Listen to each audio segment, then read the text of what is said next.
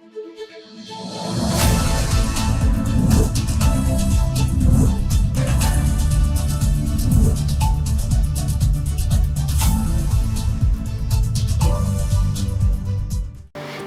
सितंबर 2001 पूरी दुनिया के लिए एक आम दिन था, लेकिन किसे पता था कि 11 सितंबर का वो दिन इतिहास के पन्नों में एक काली यादों की तरह बस जाएगा। आज की इस वीडियो में हम बात करेंगे अमेरिका में हुए सबसे बड़े आतंकी हमले के बारे में, जिसने पूरी दुनिया को दहला के रख दिया था।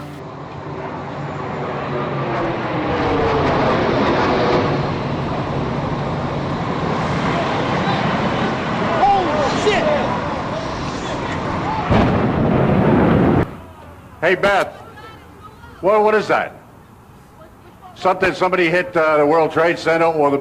It's a trade center. The World Trade Center. Number 2. Yeah. This just in, you were looking at we have a breaking obviously news very story to tell you disturbing about. live shot there. That is the World Trade Center, and we have unconfirmed reports this morning that a plane has crashed. As we come on now, we have serious news of a major, very tragic event for you right now. Incredible plane crashed into the 9 सितंबर की सुबह America airlines की flight 11 Boston international airport से Los Angeles के लिए take off करती है। उस पूरे फ्लाइट में लगभग 92 लोग सवार थे, जिसमें से 11 फ्लाइट के क्रू मेंबर्स थे और 81 पैसेंजर्स थे।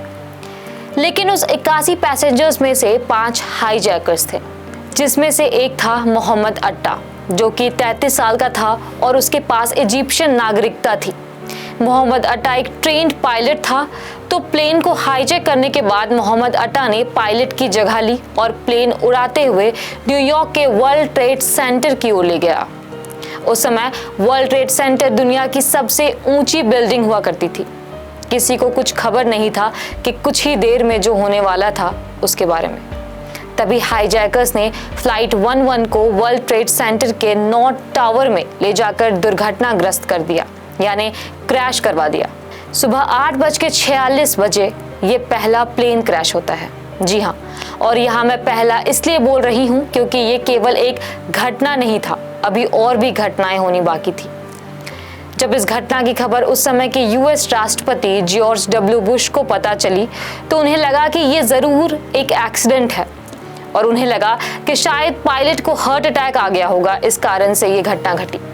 लेकिन तभी ठीक 17 मिनट बाद एक खबर मिलती है कि फ्लाइट 175 को भी हाईजैक कर लिया गया है और उसमें भी 5 हाईजैकर मौजूद हैं, और इस फ्लाइट के हाईजैकर भी इस प्लेन को उड़ाते हुए वर्ल्ड ट्रेड सेंटर की ओर ले जाते हैं और प्लेन को वर्ल्ड ट्रेड सेंटर के साउथ टावर में क्रैश करवा देते हैं। तब ये खबर वापस से यूएस के राष्ट्रपति को दी जाती है कि अमेरिका इज अंडर अटैक। कुछ ही समय बाद और खबर आती है कि 2 और प्लेन हाईजैक हो चुके हैं, जिसमें से एक था अमेरिकन एयरलाइंस फ्लाइट 77, जो कि यूएस कैपिटल वॉशिंगटन डीसी से टेक ऑफ करती है लॉस एंजलिस के लिए, और उस फ्लाइट में भी 5 हाईजैकर सवार थे। और दूसरी फ्लाइट थी यूनाइटेड एयरलाइंस फ्लाइट 93, और ये फ्लाइट न्यू जर्सी से कैलिफोर्निया के लिए उड़ान भरती है, और इसमें 4 हाईजैकर्स मौजूद थे। और इस दोनों फ्लाइट को वॉशिंगटन डीसी की ओर मोड़ लिया जाता है। वॉशिंगटन डीसी शहर के बाहरी क्षेत्र में स्थित था, headquarters of the US department of defence, जिसे पेंटागन नाम दिया गया था। हाईजैकर्स फ्लाइट 77 को इस पेंटागन में ले जाकर क्रैश कर देते हैं। ये तीसरी क्रैश सुबह 9:37 में होती है। तब तक करीब 9:59 में वर्ल्ड ट्रेड सेंटर का साउथ टावर कोलैप्स हो जाता है, यानी गिर जाता है। अब बची थी आखिरी हाईजैक फ्लाइट। अब सब ये सोच रहे थे कि आखिर अब किस जगह को निशाना बनाया जाएगा, व्हाइट हाउस या यूएस कैपिटल बिल्डिंग। आपको बता दें कि यूनाइटेड एयरलाइंस फ्लाइट 93 के लोगों ने काफ़ी हिम्मत के साथ हाईजैकर्स का विरोध किया, और उस फ्लाइट के लोगों ने अपने फ़ोन को ऑन कर लिया था, जिससे वो आखिरी बार अपने परिवार वालों से बात की और उन्हें सारी जानकारियां दी, जिनके रिकॉर्डिंग्स अभी भी हैं। Jules, this is Ryan. Listen, on an airplane that's been hijacked. If things don't go well, it's not looking good. I just want you to know I absolutely love you. I want you to do good. So happy to find. Same to my parents and everybody. And I just totally love you, and I will see you later. Bye, babe. Hi, baby. I'm baby, you have to listen to me carefully. I'm on a plane that's been hijacked. I'm on the plane. I'm calling from the plane.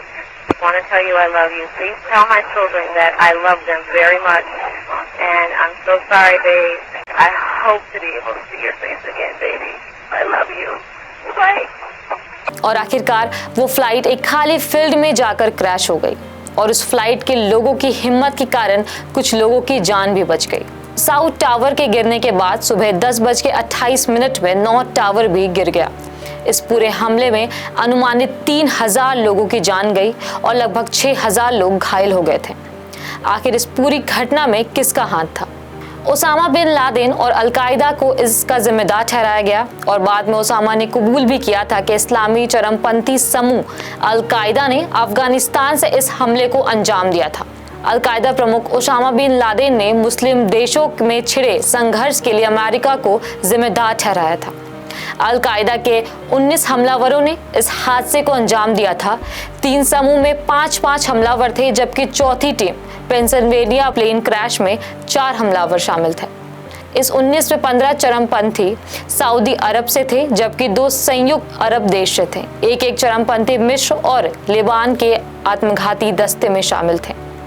इस घटना का बदला भी America ने लिया, Osama bin Laden को मारकर और अब इस साल ही अलकायदा के चीफ अल जवाहिरी को मारकर। इस घटना के बाद केवल अमेरिका में ही नहीं बल्कि पूरी दुनिया में बहुत कुछ बदल गया। जैसे 11 सितंबर के हमले के बाद विमानों की सुरक्षा व्यवस्था काफी बढ़ा दी गई है। ये घटना अब तक की सारी आतंकी घटनाओं में से सबसे भयानक माना जाता है। आपको बता दें कि न्यूयॉर्क में वर्ल्ड ट्रेड टावर के मलबे को हटाने में कुल 8 महीनों से ज्यादा का वक्त लगा था। उस जगह मेमोरियल और म्यूजियम बनाया गया है और अलग डिजाइन में वहां इमारत फिर से खड़ी कर दी गई है। वर्ल्ड ट्रेड सेंटर की इमारत को अब फ्रीडम टावर कहा जाता है, जबकि पेंटागन में नष्ट हुए हिस्से को 1 साल के अंदर बना लिया गया और वहां अगस्त 2022 से विभाग के कर्मचारी बैठने लगे थे। आज की रिपोर्ट में बस इतना ही। मैं हूं मेघना साक्षी और आप देख रहे हैं युग अभियान टाइम्स। धन्यवाद।